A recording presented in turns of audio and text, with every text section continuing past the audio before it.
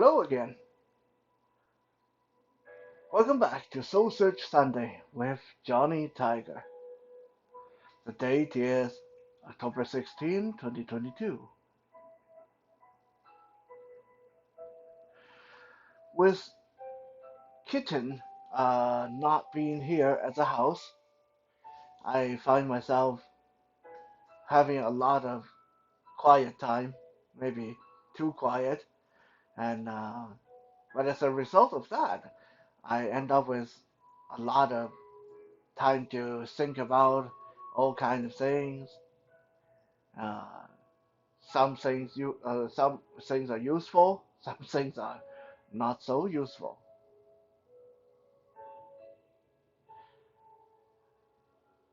I started thinking about all the various jobs I've attempted, I've taken part in, projects I've taken part in my life, and I realized that I have really attempted a lot of things. I tried to be a writer once. I worked in radio. I worked in research and development, in advertisement. Did some telemarketing. Of course, you guys know I teach martial arts. I taught English as second language to new immigrants.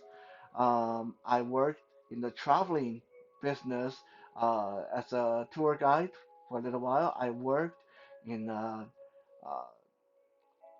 thrift shop, labeling items, lifting boxes, and also acted as security. I'm a counselor and uh, uh, advisor and sometimes problem solver. Um, Suffice to say, I've been around the block a few times, worked for many, many bosses. So that made me think, how about me talking about what I've learned, the little conclusion I've came to after working with so many people throughout the years on how to make your boss like you. Maybe even if we don't use the word like, we can say how to make your boss value you as a member of the team. Now, this may sound like an obvious thing. A lot of people say, well, as long as I perform my duty, as long as I do my job, then they should value me. Well, not really, because you're not the only one who can do that job. There might be a million others waiting in line who can do that job just as good, if not better. I know it is sobering and it's kind of uh, harsh on your self-esteem to think of it that way, but it is true.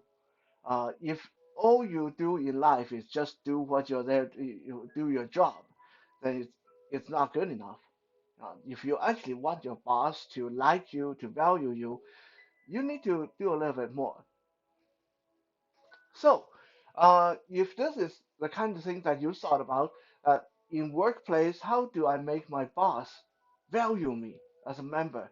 How do I get that promotion? How can I actually get on the good page with my employer? And maybe this little post will help you out in the long run. At least I hope so. Um, as usual, I like to condense things down to a list of things that's easy to remember. So, how to make your employer value you and like you?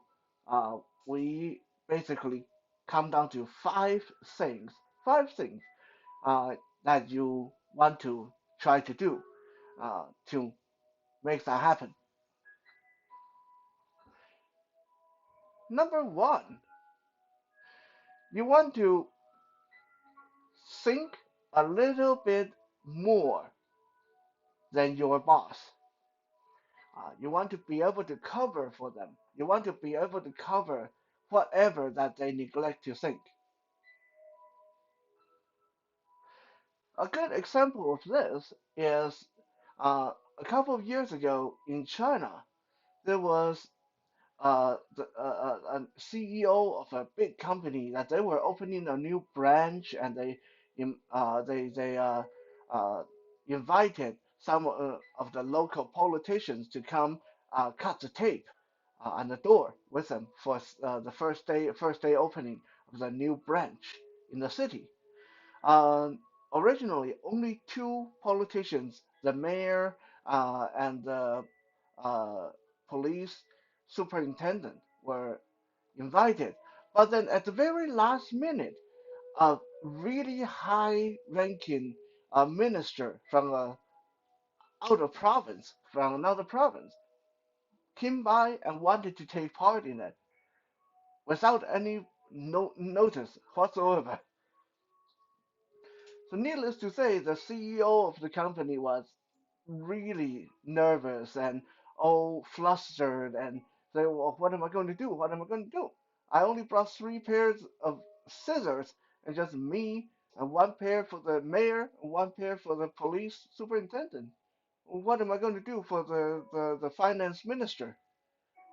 Uh, and this was when the personal secretary of the CEO just casually pulled out a pair of scissors from his back pocket and said, "Don't worry, I brought an extra pair just in case something like this happened." And then the CEO asked him, "Well, what would you have done if two ministers dropped by, or three?" And the guy just smiled and said, "Don't worry, I got like a whole pack of scissors in the trunk of my car." See, that is the kind of mindset you want to have. If you want to be valued not just by your employer, but by any kind of leadership in your program, any kind of leader in your program, because most leaders, okay, not maybe not all, but most leaders know that I'm saying we because as a trainer, as a sensei, I am quite often in that leadership role, so I quite often have to be the leader. As leaders, we supposed to know that we are human. We forget things. We mess up sometimes. So we need that second in command that can actually cover our butt when we drop the ball. Someone who can catch the ball when we drop the ball. Okay, so if you can do that, if you can cover for your leader, if you can think just a little bit, cover a little bit more bases than your leader, uh, you will be a very highly valued member of the team.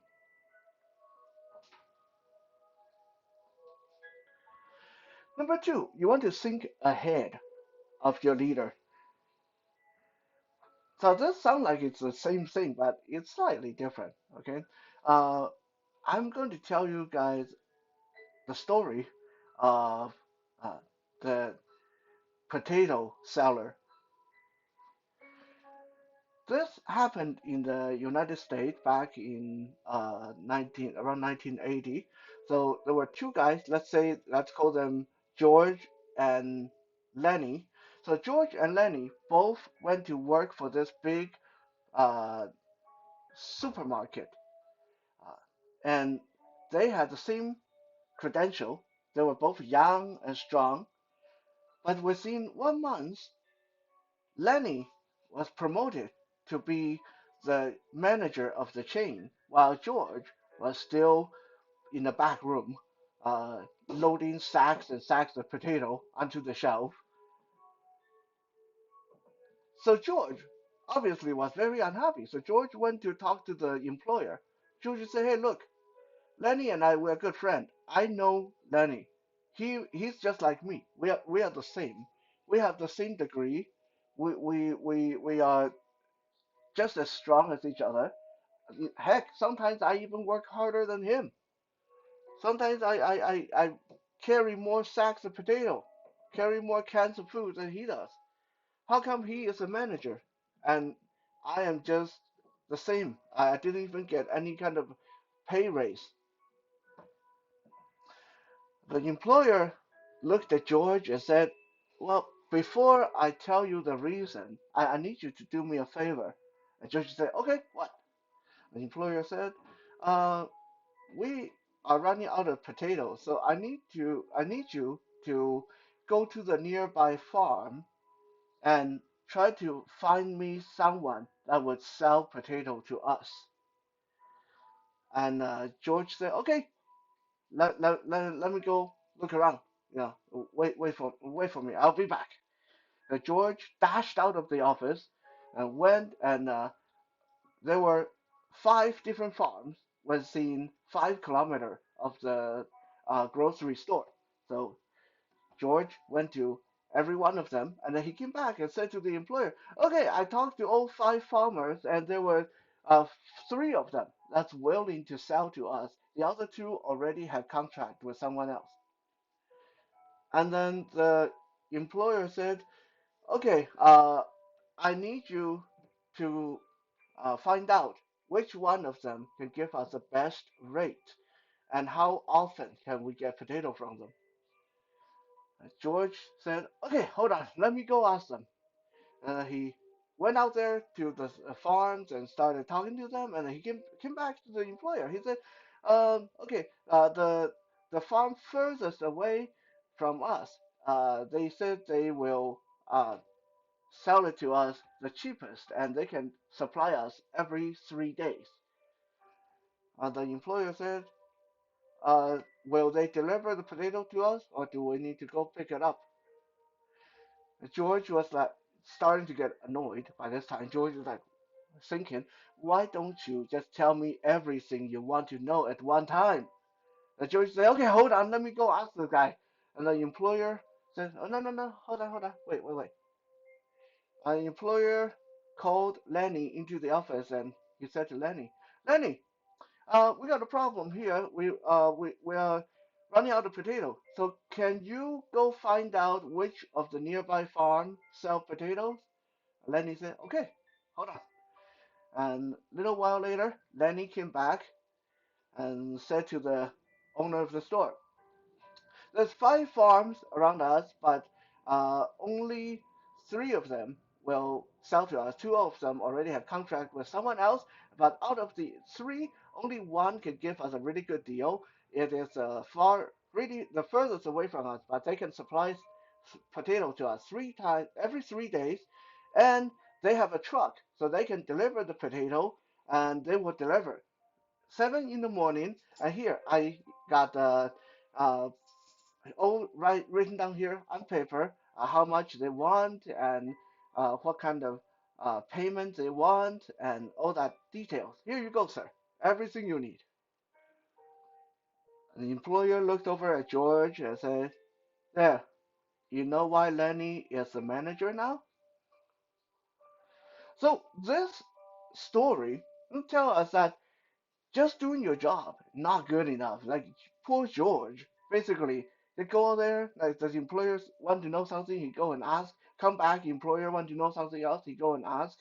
Not good enough. Okay, to be valued, highly valued, to be liked by your superior, by your leader, you need to think 1, 2, or 3 steps ahead. You need to sort of use your brain and think, what is it that he, what else do they want to know? What else would my leader want to know? What other information might be important? What other information may be relevant to what we are doing here? You want to minimize the amount of time you spend running around back and forth, and get the maximum amount of result. So you need to be able to think ahead of your leader.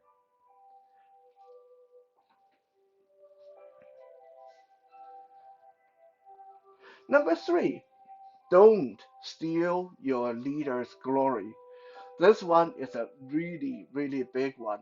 And a true real life example can be found at the end of Second World War, when a very famous Russian general uh, made a mistake when he was talking about how they won the war and how much glory him and his soldiers got, how much sacrifices he made. He neglected to mention the chairman of the Communist Party. He neglected to mention the Russian president in his debriefing. As a result, this general, even though he was a war hero, even though he was instrumental in winning the war, got demoted, and in the end, he basically died a very uh, uh, ignominious, I can even say that word, basically unimportant, unglorified death. He basically died forgotten and shunted out off to the side. Um, so this is one of many examples of you, no matter how capable you are as an underling, don't steal your leader's thunder. Right? Don't steal their glory. When there's glory to be had, when there's credit to be given, always remember you want to give that to your leader first.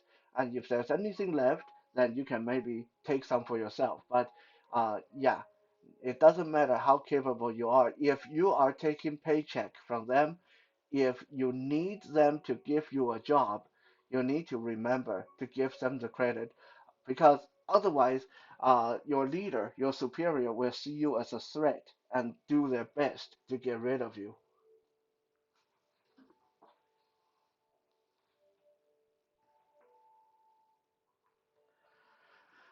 Number four, you want to be proactive in reporting progress. This one, I myself is uh, can tell you that I've experienced this a lot because like I said, I've worked for a lot of people, but I've also led a lot of teams. And there's nothing, if you have ever worked on any kind of project with anybody, you will know what I mean. There's nothing that annoys a leader more than I have to ask you, did you do your job? I have to ask you for the report. I have to ask you for the result of the research. No. Okay, as a leader, the leader of the team, I feel much better about you if I walk into the office and you tell me, "Hey Johnny, I got that paperwork done and it's all here, and there was a little bit of a problem on page two, but take a look and let me know what you think." Right? I don't want to have to chase after you and try to get information out of you, get result out of you like I'm pulling teeth. That would make a leader feel like it's a lot of extra work. So if you are doing any kind of job that require, like if you want to report to your superior, if you want to let them just even if just to let them know, hey, no, I know the deadline is coming up in 3 days. I'm starting to work on it today, and I'm already on section three. It's okay. You don't have to wait until you're done. At least this way they know you are working on it. And sometimes it will help ease their mind because maybe they're worried about the project too. So if you keep reporting to them on your progress, it will make them feel better. At least they know that they're not going to be blindsided by you telling them on the last day that nothing got done.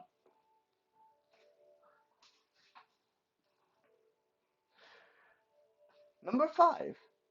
This one is probably the most interesting one. You need to be willing to be the bad cop. You need to be willing to uh, be the bad person, to look bad. Now, I'm not talking about like dressing up sloppily, wearing dirty shirt to work. I'm not talking about that kind of looking bad. Okay, but uh, almost every leader need people around them that don't mind getting their hand dirty. Because as leaders, image is very important. If your job is to lead a whole company, if your job is to lead a team, you need to be everybody's best friend. You need to be everybody's pal. So there are a lot of times when you have to almost put yourself in that place where you are like immortal, you're God, you don't feel the human pain when it's cold, you don't feel it when it's hot, you don't feel it when people are unreasonable, you don't get angry. A lot of time being a good leader force you to do that, which is why it's so important to have people around you that can sense, that something need to be said, something need to be done, someone need to start raising their voice, and then do that. Someone will take over being the bad guy because you, as a leader, you can't raise your voice, you can't bang on the table, you can't stamp your foot, but maybe someone beside you can do that, and it will get things moving. Um, a very good example of this I can give you guys uh, in a lot of martial art communities, in a lot of dojo, in a lot of martial arts schools. The sensei, the owner, they are very uncomfortable being assertive. They are very uncomfortable telling a student that, hey, you need to tone that down, otherwise I'm going to kick your ass.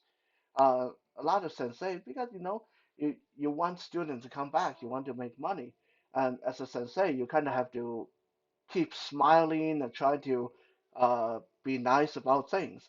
So a lot of sensei, uh, a lot of teachers will have a couple of guys in class, usually high-ranking students, usually assistant instructors, people like myself who are there to help them teach.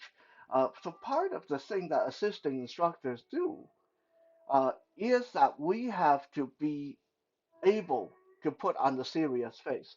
So sometimes if there's a new student that is too rambunctious or too ego driven, too problematic, the sensei will say to the assistant instructor, say, hey, uh, that, do you think that person is hitting people a little bit too hard?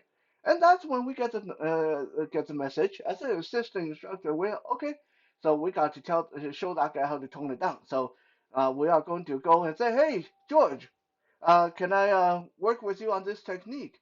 And oh, George, you're hitting kind of hard, eh? Hey, you know what? If you hit me that hard, I'm going to hit you that hard. How's that? Would you like that? Um, or sometimes we just say, hey George, you want to spar a little bit? You seem like you're really capable. What is it that you did? You did karate? You did judo? You want to spar a little bit?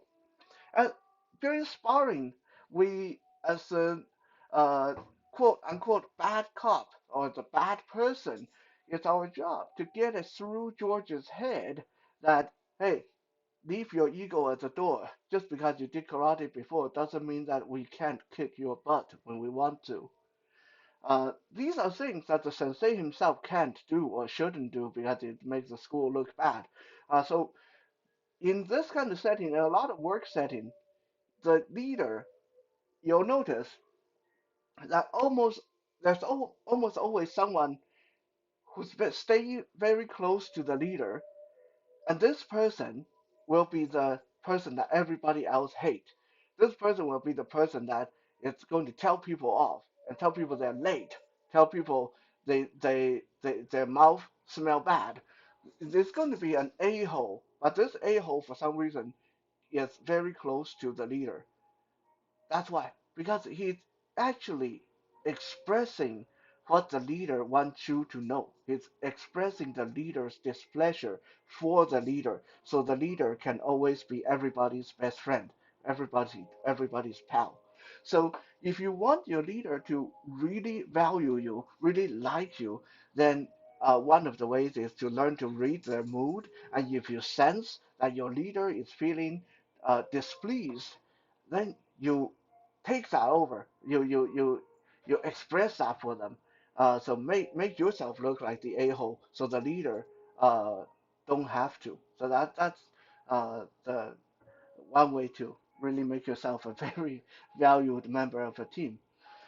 So to quickly recap, number one, how to make your leader, your boss, your employer value you and like you. Number one, think a little bit more than they think. Think how to cover their bases. Number two, think ahead of them. Don't wait for them to tell you to do something and waste a lot of time going back and forth. Think ahead and plan ahead. Number three, don't steal their thunder. Don't take their glory. They are the leader. You are the underling. So the glory should go to them first, always. Okay, this one is there's no if, but, or whatever. If The only time that you want to steal their glory is if you are tired of working for them. You don't want that paycheck anymore.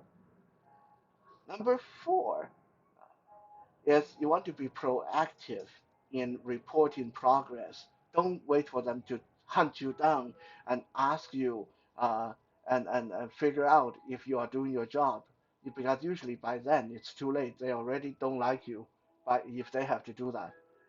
Number five, be willing to be the bad person. Be willing to put on the a-hole face to show the displeasure of the leader for them, so they themselves don't have to.